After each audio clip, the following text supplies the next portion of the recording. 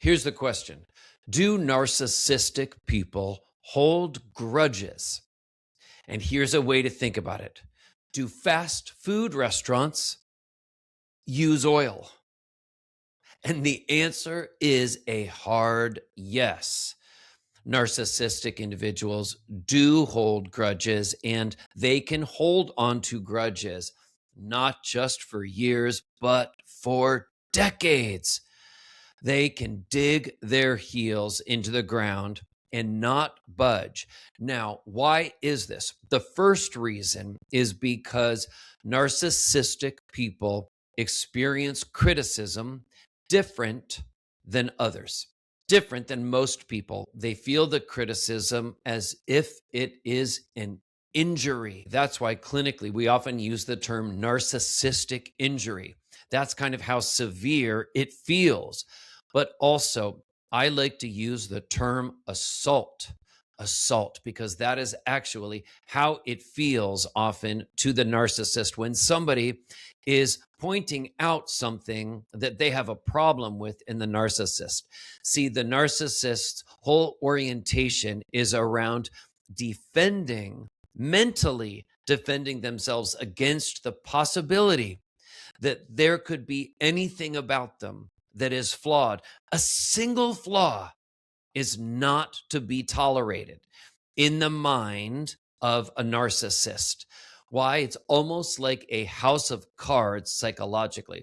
The narcissist, I believe, deep down is often afraid if they start to let in the possibility that they could be flawed in any way, which is normal, which is to be human, that like a house of cards, their entire sense of self could just topple, could just fall apart completely.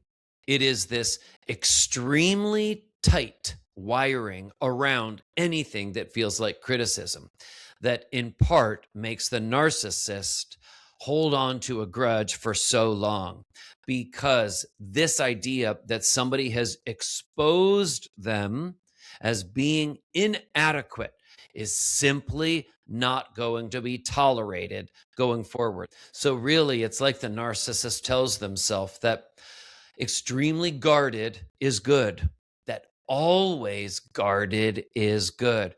And I think a really fair question for people to think about, to ask themselves if they have any kind of close relationship, a personal, a family, a romantic, even a close work relationship with someone who's really narcissistic, is can somebody who's really narcissistic truly trust another person? If a person is so guarded in their relationships, is so afraid that anything that they share, anytime they let their guards down, that could ultimately be used as leverage against them. Anytime someone is in a relationship with someone where it ends up feeling like it's a playing field of a competition, one's going to win and one is going to lose, can there be real trust? And what I have found in my clinical work and in my entire career is that narcissists really truly struggle with trusting others, really truly deeply trusting others. And so if you are in relationship with a narcissist, you have probably had moments where you sensed that to yourself. I'm Dr. Seth, psychologist.